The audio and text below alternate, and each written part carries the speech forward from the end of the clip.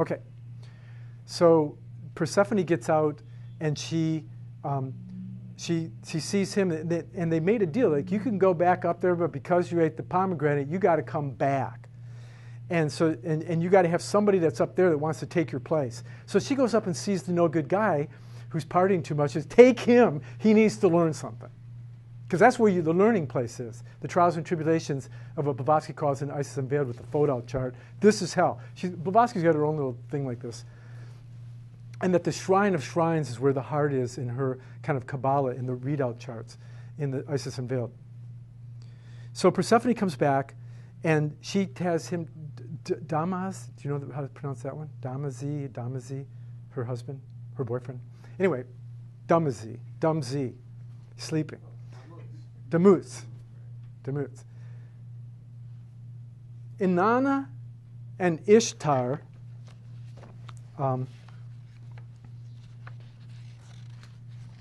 it's going to bring a plaque, but it's just like she's naked, she's got some Libra symbols going, she's got a crown on, 2 owls, she's standing in a couple animals looking each way, she's got wings. Another forms with lion serpentine holding a caduceus, Ishtar and Inanna. They kind of cross over a little bit. They both have stories that for some reason they're going into the underworld. One of them's going down for the, again, this is Robert's opinion, but it's you can find these things. Officially, one of them is, they say it's like the funeral of the king of the underworld. And Inanna and Ishtar are very beautiful. Rudolf Steiner points out there's 2 kinds of beauty. One kind of beauty you inherit and you lose by mistakes, and then you get wisdom. The other kind of beauty comes from the wisdom for pure suffering, that you suffer truth and universal love, and then you keep getting more beautiful and nobody understands it. So I don't know what to think about that, but I thought I'd share it. So the divine feminine, the soul, comes down into the underworld, and Eshkagar, pronounced different ways, the queen of the underworld. Now, one version is that she's going because there's a wedding, and she wants to go to the wedding of the king of the underworld. And the queen of the underworld is jealous and takes Inanna and Ishtar, Ishtar. When they come, Ishtar is the origin of Easter, and Astarte is the origin of Easter, Babylonian, Sumerian, kind of all over the place, Assyrian, and ancient mystery of Venus. And as she goes down, she has to go through 7 gates. Each one, the gatekeeper says, you have to take off your crown, take off the crown. You have to take off your jewelry around your ears. You have to take off your necklace. And he's taking off little things designed on her breasts and the girdle. And pretty soon she's naked. She's completely naked with nothing. You have to enter the lodge of the earth naked. Reminiscent of the modern Masons and Rosicrucians, by the way, for those people there. And then, in Inanna's case, Eshkagar is still jealous, and she kills her and puts her on a nail. She nails her in the underworld. A lot of us don't understand the underworld. In a lot of ways, we're living in it now. There's no worse hell, Blavatsky says. But the other side of it, the other side of the coin, is that yes, you could go worse, and yes, you could be better. Always. In the long run, we'll all make it. One of my jokes has always been, if you don't understand the underworld, then just replace the word underworld with underpants.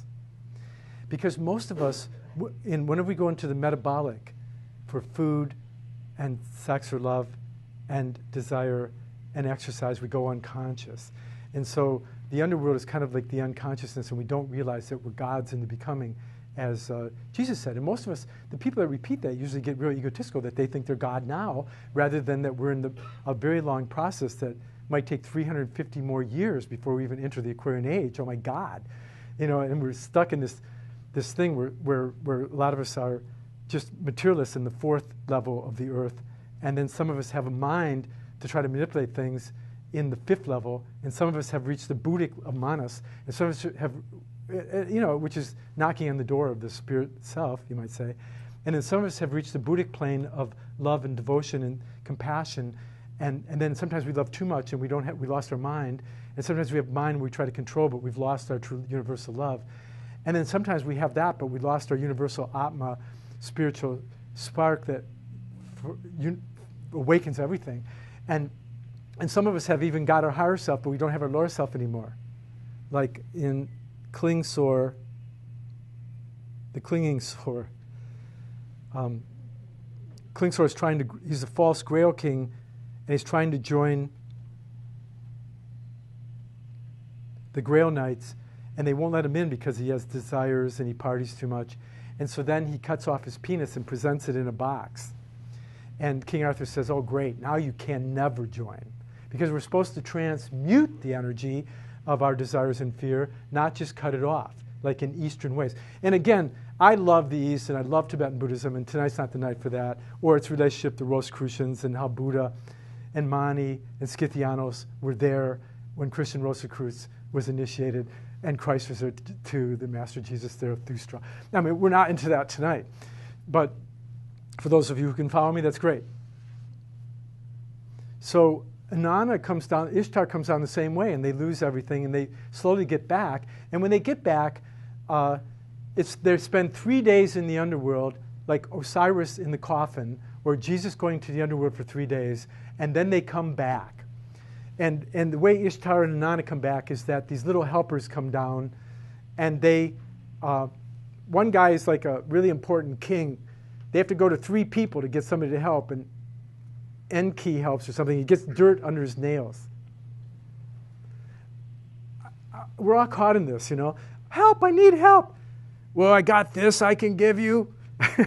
But some people are so high that a little bit is a whole lot next to where we are. You know, they're so rich they could give you $1 million and it's like $10 that I'm giving you. So, and then he gives that, and they go down with that. And so the secret of the goddesses getting out from the queen of the underworld, the bad queen of the underworld, there's a bad and good queen of the underworld. The bad queen of the underworld is a huge problem, the witch.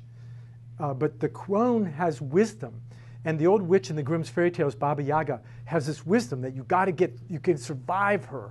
You know, you could learn wisdom about what's going to happen in the future. If you can survive the ugliness that's around us and within us. And these are all cues that are very tricky. So they go down, and one of the ways they get to free these goddesses is that they please the queen of the underworld. The witch wants to be pleased. The bitch queen, witch, or guy wants to be pleased. And so then you please that person, and they kind of go to sleep. Oh, yeah, take whatever you want. Well, I just want the corpse of Nana.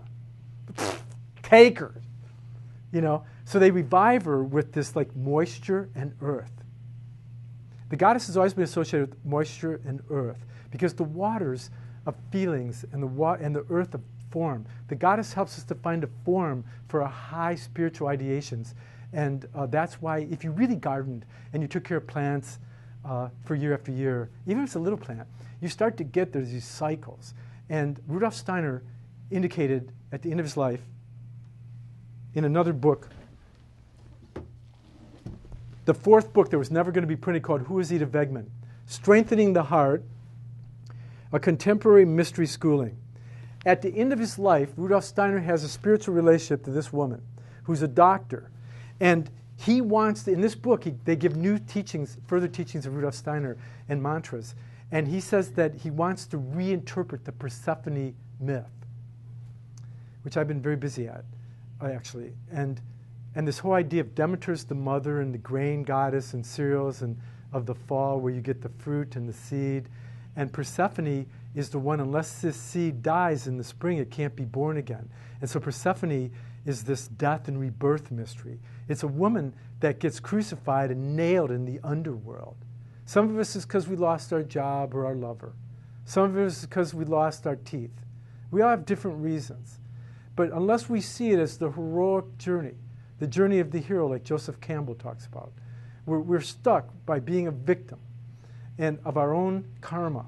And all the spiritual teachings, at some point, even if it is the other person's fault, that we have to take responsibility for the life we have, that we've created it. And this is what Manly Haw taught, and Rudolf Steiner taught, and Blavatsky taught, actually. so then they come back, and it's always a story that somebody has to kind of take their place, or they make an agreement to come back half the year. Sometimes it's only for a few months. They come up for the summer and they go back for the winter. It's 6 and 6. Okay, so I'm going to try to wind this up and then does there anybody has any questions so far? I want to add to the fact that when you're a bodhisattva and you're trying to create a space for the Christ or the Buddha, you actually ascend to the solar logos and you form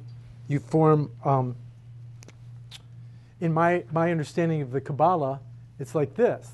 You form the cup, and understanding the fire, earth, air, and water, or the physical, etheric, astral, and ego, physical, emotional, mental, and the ego, that we understand the four, but we have three more. We have the Atma Buddha Manas. And Sophia, the mother, is compassionate. The mother is wisdom and compassion. The father is truth. The mother is love. That's my child. I know he's been bad, but you can't send him to hell. I love him.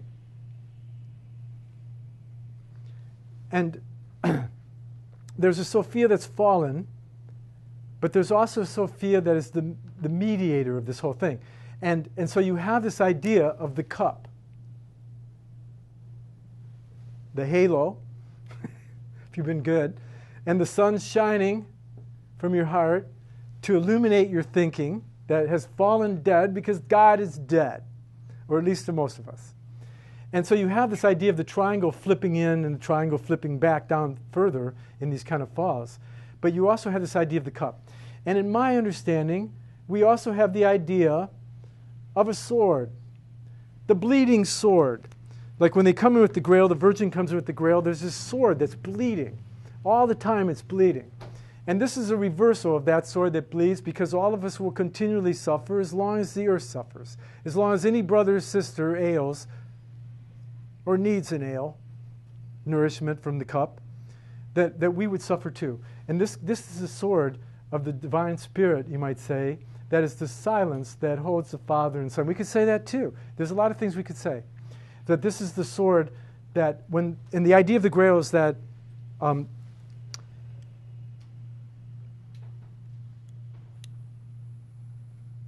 to become the king of your own life, you have to pull the sword from the stone. Sense-free thinking, spiritual thinking that's free of being bound by your fear and desire and the senses. The other sword is the sword from the Lady of the Lake. You have to be able to pull up the pure feelings out of the waters of your blood and bring this to the heart and the thinking. And this is the Lady of the Lake. These are the two swords, and that you can go on the Grail quest with. But also we're looking for the cup, and there's no way you can get it. The sword is knowledge, but the cup is compassion and love and universal love and a selflessness. It's empty. And this is where Psyche comes out after going to the fourth journey into the underworld, which I go in long-winded troubles to explain in my book. And she has this box of a drop of the queen of the underworld, Persephone's beauty, and she's going to meet her higher self, Eros. Eros spells rose. And she rose from the underworld to her heavenly abode, and she says, they told me not to open the box, but I should just open it to take a little bit of beauty so I'll look good for my beloved. And she opens the box and it's empty. And she falls into a death-like swoon, and Eros comes and touches her with an arrow, and the higher self and the lower self unite, and she becomes immortalized. And it's a bit of a story. But the point I want to make out is that the way to stay beautiful is to have emptiness in your box.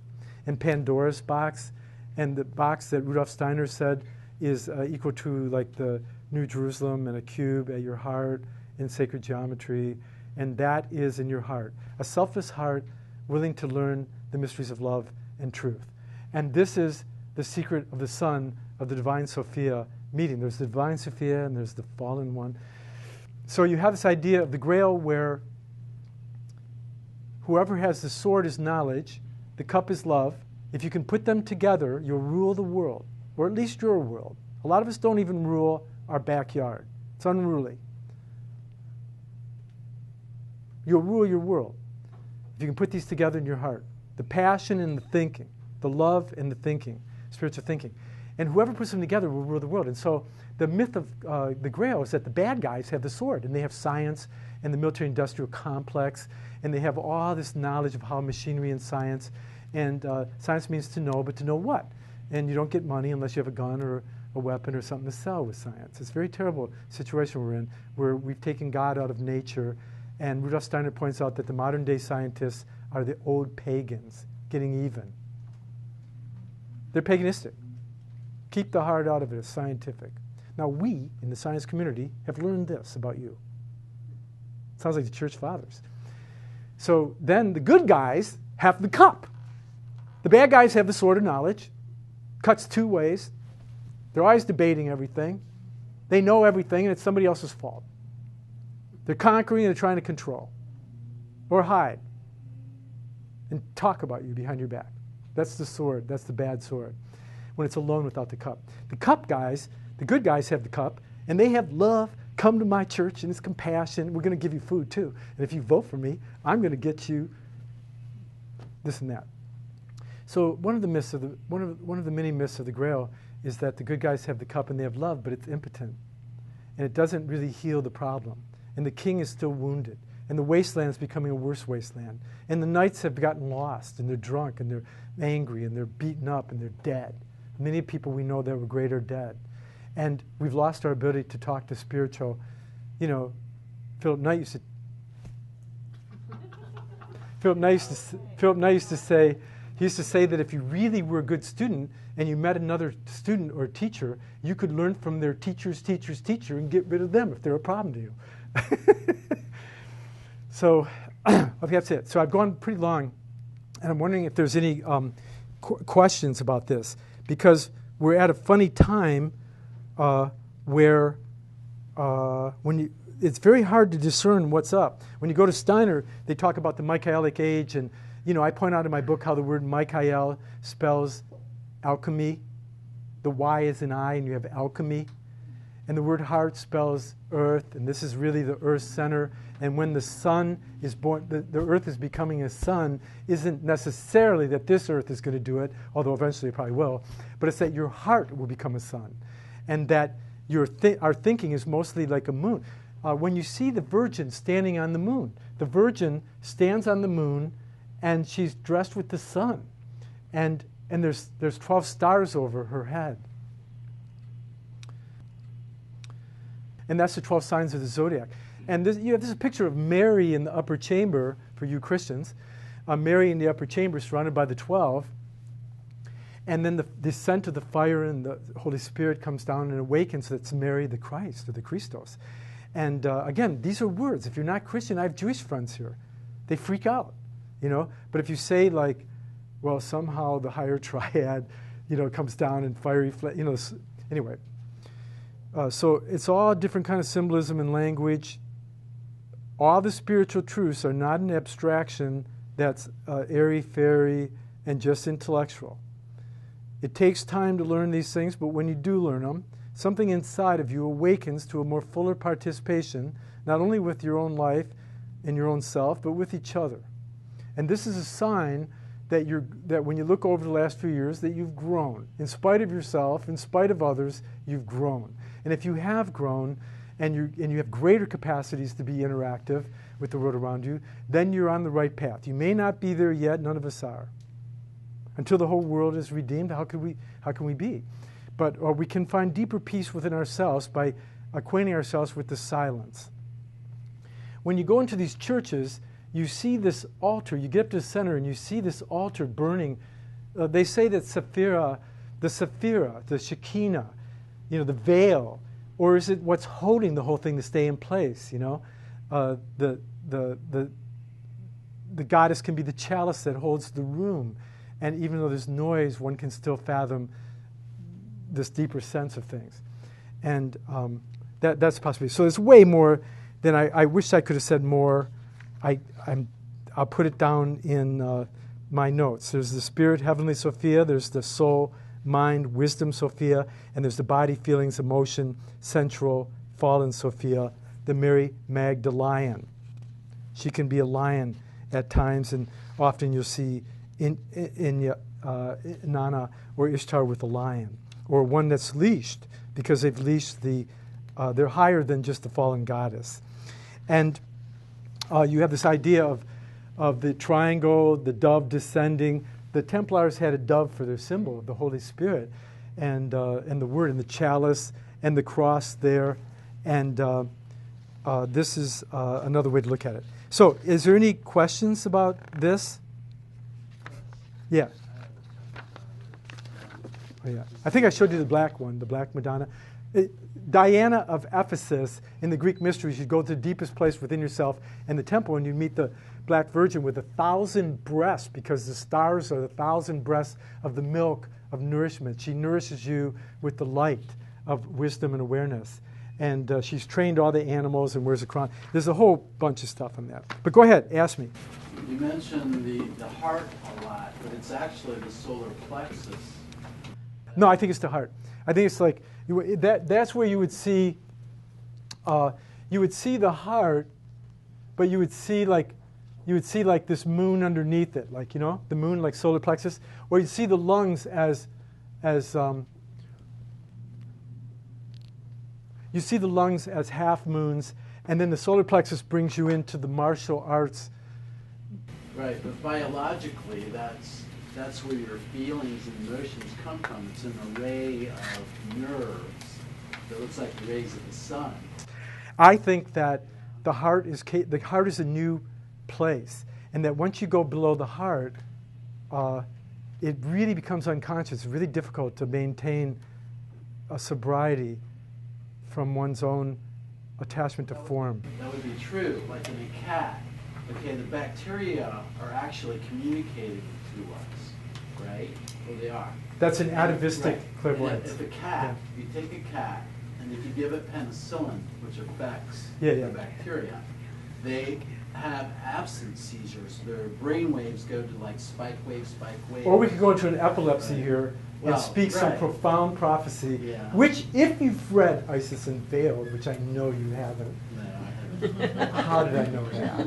Then you'd read many stories like the ones you're telling, but she will explain them as atavistic clairvoyance of the past. And to bring it up to, you can become clairvoyant with a mushroom, but it may not work tomorrow. You know, and I for sure have had a guitar and a glass of beer or something, or a kiss. The Troubadours had this whole thing about the kiss. There's a whole thing I had on the kiss. You know, just whether you're kissed by an insight or you're kissed by the right person, and and you just never forget. You know, and you're connected to all these people until we're all connected. Yeah. It's only a matter of hours until it's the summer solstice. Yeah. Special time of the year, I'm sure. You know that. I was wondering if you planned to give this talk on the summer solstice. If you did, how would that relate? Troy planned it. I had nothing to do with it. And he didn't even know he planned it. No, actually, I was just called up and they said, can you talk on this day? And I didn't even think about it. I go, yeah, I think so. Let me see. And I don't have anything going on. Yeah, I'll do it. And then I kind of second-handedly noticed the day. But the summer, so it's you might say it's an unconscious good thing, because Chartres Cathedral and Stonehenge strangely are aligned to the summer solstice. So when you walk in the west and go east, when you're looking straight ahead, see, when you get behind the altar, there's this, behind the altar of all the great churches, you'll get past this, whether it's this place or this place. When you get behind the altar and you see the 7 lights or 6 candles shining back on you at heart level, but you go behind the altar and they'll have this thing like this, you know, this little 3 things. And they'll say, what was there? And they go, I don't know, they wrecked it when they came through here after the French Revolution, you know, or whatever. But there's these 3 bumps that have little, they all have little altar in them now. They have different stained glass window. They're little cubby hole things behind the altar back up there. And it just, you cannot help but think of the Kabbalah. And Ein Sof, Ein Sof, the higher triad, just the higher triangle. And then you can't help but think of it. And we could go on, but I think the great cathedrals are a whole other story. And if you look at the Holy Grail talk I gave, it's one of my better talks. And a lot of secrets are revealed there that are really neat. And I'll try my best to put it in book form. As you know, if you're honest and you're trying to make money, it's very difficult. And so to pay your bills and to take care of kids and to take care of gardens. And I'm almost done with another CD that's so hard because I'm almost alone doing it, and only one other guitar player guy, a friend of mine, is helping me. And it's really tough, you know. But I had a nice song called The Journey, and for the Grail. You know, I went upon a journey, heaven bound, with light in my eyes and stars upon my crown. You know, it's a really nice Grail imagery where you go into cathedrals and stuff in the song, you know. So it's been a lot of fun for me to try to be a poet and say things that matter, because when I look back over my music, I just see my unconsciousness and my frail attempts, like Persephone, of getting a little bit of ways and then making a mistake. And I don't feel shame about it. As many of you know, I'm fairly shameless. And but I am painfully aware. I'm painfully aware of mistakes, and which may have caused unnecessary suffering, and to myself and others. And so then you have to like kind of think it again, you know, and see how you're going to do it a little better. And also you have to think of it's very important to think of the end game, my friends. And Philip Knight, that's a Venus 5, you know, those retrograde. Philip Knight said you should think about the end game at some point. Are you done doing what you're going to do? What if you're going to die tomorrow? Now, I don't plan on dying, but I'm 89 years old at this point. And you start thinking, like, you know, certainly it's not, nobody's ready. The bubble's going to pop, you're never ready. You should think about it, what you want to do. And you got to keep paying your bills, but you start making time to meditate, and you make time to stare at the flower and figure out what it's saying, or the star, or you ponder, you try to, the silence can digest your past, and this emptiness practice or selflessness can create a space for something new to happen. And you might find yourself at the middle of your temple. So it's possible. So what's your question? Yeah. Oh, summer solstice. So Stonehenge, real short, in Chartres Cathedral, it points at the summer solstice, because when the sun rises in winter, it rises over there to the south more, and then at spring equinox, it's in the middle, and summer solstice, when the sun travels north. There's a great book here somewhere. It's up at the north. And so this is a mystery that's really interesting, that they're celebrating the sun. Originally, all the altars faced east, and this is pretty much all the pagan centers pointed at the summer solstice. And this is where you have the two Johns. These aren't bathrooms that are here, two Johns. These are like, okay, I thought that was a little funny. John the Baptist loses his head. And he says, not I, but the Christ within me. Not I. They tell Jesus, you're the man. He says, not I, the Father who sent me. Nobody is taking responsibility for this, or they're being selfless. They won't say it's them. It's somebody that sent them on a mission. And a lot of us feel we have been sent on a mission, and we've lost the shopping list. And we had these magical tools, can't seem to find either, and we're left to our own merits to reawaken these. Through sitting at the center of the cross and imagining that we're a pure spirit of nothingness, no thingness, as I just read. I have the page numbers for Blavatsky. She's amazing. She says many of the things I just said in The Secret Doctrine. So I will have that as a pamphlet coming up. So Chartres Cathedral points at this summer solstice thing, and I want to say that. And that, and between our selflessness and you learn all this stuff. Thibodeau says this, my mother says this, Gandhi said that. You have all these things that you've learned, and then you have the stillness, and you keep distilling in the stillness. And you just ponder it, and you keep looking, and there's you who's looking at those two things. Marion Woodman says that you have to behold the tension of opposites. The Jungian psychology thing is a little poor, but it will help you if you're in that place where you're caught between opposites, you step back and look at them, and there's a third thing trying to come about. So what's your question? Let's have some good questions here. Let's see. Yeah, I just want to say it's very good that you chose to honor the feminine principle tonight. And I didn't know that you were speaking tonight, but that's kind of what was on my head when I walked in. So it's a nice synchronicity. The thing that really blew my mind that relates to the feminine principle is right now they're having a series of specials on PBS called The Story of the Jews. The Story of the Jews? Yeah, it's on PBS and it starts up again in the fall. But he was on an interview show and they asked him, he was talking, I was just, you know, Yahweh had a wife? And I kind of went, what was that again? What did you say? You know? And then he said, her name was Asherah.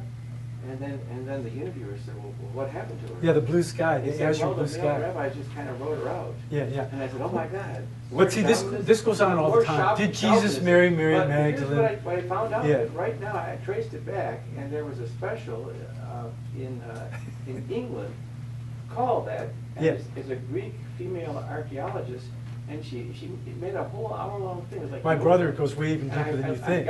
I could introduce you to 1,000 books that go further. Yeah. And everybody, see, at the lower levels. But the good news is they just discovered some new evidence that's so new that I don't know if it's made it to the book. No, but you have to interpret things spirit. This is a spiritual talk. This is not about sex. Well, I'm done anyway. But I just wanted to say that the result is right now. Cut off that man's penis. We're going to give it to King Arthur. The prevalence of archaeologists who study the Holy Land, the preponderance of the archaeologists, you know. This could get good. No, this is good. Scientists I now like it. believe it. So that it's not like an arcane viewpoint. No, but this other scientific thing. If you have enough money with the scientists, guys that I know to make the big money, they said, give us enough money and we'll prove anything. There's a lot of evidence. The materialistic bloodline of the Holy Grail may be real, may not. I could debate point for point with you. I'm here to represent a grail that you have access to in your heart. It's whatever's holding us all together and we're still here. I'm poignantly saying that if you don't hold still and meditate and quiet your mind, you don't have a chance. And if you're on medications, probably you don't have a chance. Your mind can't hold still. The restless bird of the mind, the restless emotions, we're looking for somebody to blame. We don't want to blame ourselves, and when we do, we're depressed. Depression is repressed anger, and anger is expressed depression. And so the restless bird of the mind and the feelings has to be pulled back. If you want to get initiated, you have to stand on your cross that you bear and be still and know that I am. That is only in that silence. We're trying to become the womb of the heart is the womb of the gods and the womb of the hero. So all these things about the bloodline and everything is totally materialistic and crass to this conversation. Only because we're running out of time I have to say such things. And I love it, though, because these are really important questions. You're asking really important questions. The divine feminine is so impossible to talk about. Women had their turn, 4,000 BC, maybe before, maybe it was way before that. The rumor is that women get their turn, then men get their turn, and then we reincarnate as a man, then a woman. And we all get our turn. And that's a whole other conversation that I've talked about a million times. The men have more to do with the stars, and they're trying to get back out there. And it comes down so strong, it externalizes the clitoris and ovaries, the penis and testicles. And the woman has such a strong connection to the bottom of the earth that the penis and the testicles go inside to the ovaries and the clitoris. And goes all the way to a point at third eye, and they have way better intuition than men. And they have, and women have a little more blood in the head than men have because they have more feelings with their thoughts. Men can be colder. Men have more nerve down here than women. They have more nerve with whatever's down there. Externalizing the will. But we're trying to get to the center, see? And so I could go into we could be lost forever. Conspiracy theories. Let's talk about that, ladies and gentlemen. Conspiracy theories. Unless you blame yourself, you can't get enlightened. Your many lifetimes in karma. Cannot get enlightenment. I'm saying it flat out. I dare you to debate me. Debate me all the rest of my life. And into next life. But unless you can hold still and ponder the eternal motion and breath. So the conspiracy theories are either you're wrong and you're wasting our time and you're destroying your life and you're going to kill yourself, and I won't mention names I could. The subtle suicide is happening to a lot of people. They die before they die, as Shakespeare said. Drugs, anger, jealousy, attachment, medications. It is so hard to meditate. I say a couple cruel things, but I want you to know that if you're on medications, Tibetan Buddhism can help you. They actually can handle people on medications and give you all this truth and settle you down, and you might even later learn how to eat right and get off the medications. But when I was in France, they laughed at Americans who have 10% of the kids on medications, and they have less than a fraction of 1%. I said, how do you do that? And they go, we talk to our kids. And they have more love going on over there or something. When you go to England and France, it's really shocking, of how much nicer they are, and they think we're wrecking it. But it's all, these are deep subjects. We're all in cahoots with each other. There's nobody's not to blame. There's nobody. We're all, but I'm just trying to say that we don't have enough time, and look how old some of us are. So unless you have real techniques, like Osho, people put down Osho, put him down. Most of the people that put him down have never read his books. And he talks about watching who's watching and looking at who's looking, to quiet yourself down. He talks about other things. Steiner helps explain Blavatsky. There's nothing that I can find that Steiner says, although he elaborates. There's nothing. I met Vorstand members in the past with Doug Gabriel and Brian Lynch and several other guys. And we presented all the ideas of Steiner's where he got them from Blavatsky. But Blavatsky would quickly say St. Michael, which spells alchemy, by the way, transforming things through thinking. See, you can start with knowledge. And then you try to control shit and you can't control it. That shit, by the way, that's C-H-I-T. I didn't say nothing bad. Consciousness. You can control it by consciousness. Sat Chit Ananda.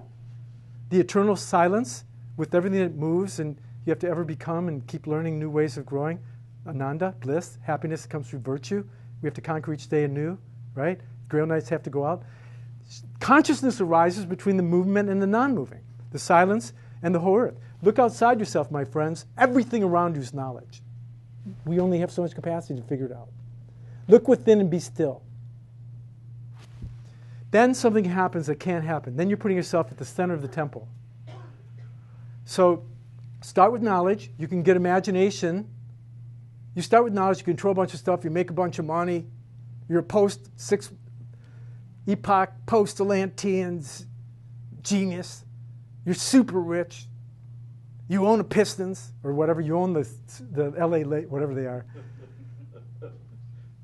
And you can't keep the love thing going. You're trying to make the love thing work. You're stupid rich, got a great imagination. You're trying to make the love thing work. A lot of us start with the love. And then we imagine, how can it stay here? And then we're going to have to get a little bit smarter so we don't mess up. And people hate you because you got $10 from them or something. You see, you start with the love, you end up with imagination and knowledge. If you start with the knowledge, these are the two directions. There's a third direction that I don't have permission to talk about tonight. But there is a third direction, but it's a little more complicated, and we don't have the time. But the other direction, one is start with love, then you go to imagination, then you have to have knowledge to see. Or you can start with knowledge, and then you start imagining things, and you get to know too much and stuff. So you get what I'm saying. I'm sorry to cut you off, but I had to get to this point that we're really talking about an incredible quickening of your spiritual nature and your capacity to love more people. A lot of us want to love people, and they don't want us. And if any of you are stuck there, don't take it personally. Everybody here experiences that. Other people were really smart, and we have all the right answers. I remember spending years and years and going back to my relatives and going, I figured it out. This is what's really going on in the Catholic Church. This is what's really happening with enlightenment. This is what the yogis of India say. Oh, I learned Tibet. And they go, I don't care. Yeah, but you said if I could figure it and tell you intelligently, you'd care. They go, no, I don't care. Plus, I'm drinking too much now, and I think I'm going to die. They said I have cancer. And my uncle dies. And my cousin, the priest, dies. Except they're not dead. I'm sorry I mentioned their name. They're probably here now. Somebody over here had a question, then we get back to you. One word that I've come across that I never thought much about that seems to be a critical factor, and I haven't heard you mention, is the practice of willpower, actually. It seems to be an essential thing on the whole. There's a mother willpower, and there's a father willpower, and then there's a will of the third level are the real Knights of the Grail and the Templars and the real students of Do you think that's something that a person has to consciously work on to keep that willpower active, or is it something that everyone should have as a given? Well, there's the will of the Father. Do that. If you go to the Father, all will be given to you. Thy will, not my will. That's the Father way. The Mother's will is much more latent, and compassion is the way of the Mother in love. And compassion, without compassion, there'd be no easy way. We'd have to go the way of truth. And compassion comes from understanding of suffering. and truth doesn't care about suffering. And so the mother's will, watch carefully, is the child's going in front of the car and the mother rushes out to save him. See, if we had mother compassion, we would all be interested in saving each other's Buddha nature and birth of the Christ and the hero. We may not care about their personality and their clothes they're wearing and their money and who they're going to bed with and what they're eating. We'd be caring about the Buddha nature. The real mother cares about your spiritual nature. They don't care what you're eating. Eventually they do too, because that could play into when you start getting into the whole Elohim and the Sophia, all these 7, 6, or 7, then you might care about what you're eating and what you're thinking. So there's a will of the mother, you see, and then there's another will of learning and just learning. Rudolf Steiner says if you're growing older in the proper way, you'd be willing to learn more, that you're still wanting to learn. You start to realize that you're not done. You might have to come back. One of the greatest materialists I know, who was a billionaire, who said there was nothing else afterwards. At the end of his life, he said, no, next time I go, don't call the doctors. Right when John Paul II, he said the same thing, right around the same time. And his wife said, wait a minute, if you go, I don't want you to die, there's nothing. You said there's nothing after death. He goes, no, this keeps going on. I can see this just keeps going on. So we have to learn to see these things for ourselves. If you see universal love and the truth of the greater love, we start with the little love, but if it was golden on the little love, you can see how it could get to be a big thing. And then you find the truth. And the facts aren't necessarily the truth. The truth is what holds all of us and all the facts. And when you see the truth, as I've lectured many times, and forgive me because this gets very boring for a few of you who work around me and hang out, is that you will know when you experience love because you're moved. When you experience love, you're moved. You feel something flow. You can't help it. Whether it's up here, down there, all of a sudden, rivers are flowing. You feel moved. You feel, oh, you're moved. You're beyond your skin. And when you see love, when you experience love, you're moved, but when you experience truth, you cannot hold still enough. When you hear truth, you go, because unless you hold still, you can't. I go, what did I just say? You don't know, because we don't have the receptacle for truth. Philip, he used to say, I pour buckets of wisdom knowledge into your hands from all these different angles. And it's like the waters of wisdom knowledge. And he says, you saved some of it, but most of it goes right through. So, he thought you should just try to plant seeds. And I think as you get older, you don't want to just plant seeds. And you want to try to kind of bring it together a little bit more as a practice. And I'm not really a spiritual teacher. I don't know how to bring you to total enlightenment. But I can share with you some very interesting insights that may save you some time. And that's worth more than money. We live in a world where we're not rich enough. Nobody's rich enough. But if we can get rich enough inwardly, then we feel rich enough to take a better step, and we're more generous with ourselves and our time, and we'll go out. We feel so good, we're going to go to the talk. I wanted to ask you before we run out of time. We probably are out of time, and they're going to kill me when I get done. You've covered a lot of territory, but what I haven't heard you speak much of is the sacred. Now, you've talked about the feminine and on and on. What I'd like to hear you speak about the sacred marriage, the alchemical marriage, and where you see in the platform that you've created for us here, where do you see the sacred fit? The word heart spells earth. The word heart spells the word earth. Okay. Ear, hear. Sacred is sack red. Okay. And the heart is love and compassion, but it's also the ground. The heart is emptiness and fullness. Takes turns real quick. Empty and then full, and a rhythm between is the Trinity. And to me, every time that you saw me slow down a little bit and try to just share like you're the only person here, that's when you saw the sacred. A lot of you don't see my sacred. A lot of you do. And but we're all just as guilty. I mean, it's hard to see everybody's sacred, And the sacred is, to me, the sack red, the heart. And so, but only because we're so intellectual. If we were all feelings and heart, I would be saying the sacred is these truths. And That's exactly why I brought up the point, because it's so easy to become intellectual in these kind of discussions. And earlier I talked about, it's a good point. Earlier I talked about how we have to apply it to the suffering. So the two schools are you apply it to the suffering, you look around at all the suffering, inner and outer, and you say, does this work? I've been a member of this society or Buddhist thing for 20 years. Is it working? And I know somebody that was part of it for 30, 40 years, and she said it wasn't working, and she left. Or maybe she didn't. Maybe she left the outer. And inwardly, she's striving even more, like I am. When we leave here, we'll be striving still. Philip said that when you go, I'll still be here, and if you don't get it, come back next lifetime, and I'll be here to talk to you. But I think the sacred is like that kind of thing. The sacred is kind of like, my friend David Spangler would say, it's more the in-breath. So the sacred is if I pulled it off, there were a couple moments where you forgot what I said, and you went, and something lit up. Your electrolytes lit up.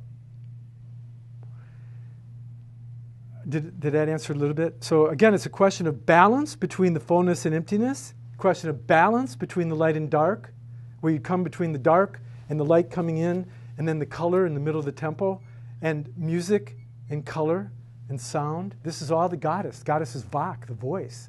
That's the goddess. That's one of the names of the goddess, Sophia. These are huge topics. Forgive me if you didn't get it. And on the other hand, it's a very great, rare opportunity to be able to speak of these things, and usually it's in private conversations. And the Theosophical Society, by the way, it's good to donate to them because they're one of a number of places, not so many, but there are a number of places that will allow for, in spite of unbelievable stories that I could tell you before anybody that's here was even here.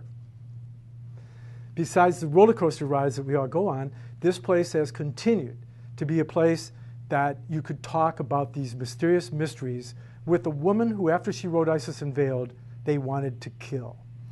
And it's impossible to give you something that I can't give you what you're supposed to give to yourself, but I can mirror you. And in that sense, I'm the Sophia. In the sense that I inspire you and tell you there's more and that you're not alone, I'm the mother. To the degree I can have compassion for an idiot, I am. Food you, didn't I? The other gentleman here I teased could handle it, but you can't. So I'm going to take the fall. The Sophia takes the fall. The Great Mother takes the fall. The Sophia takes the fall, dies, and is back. I'll see you next time. Thank you.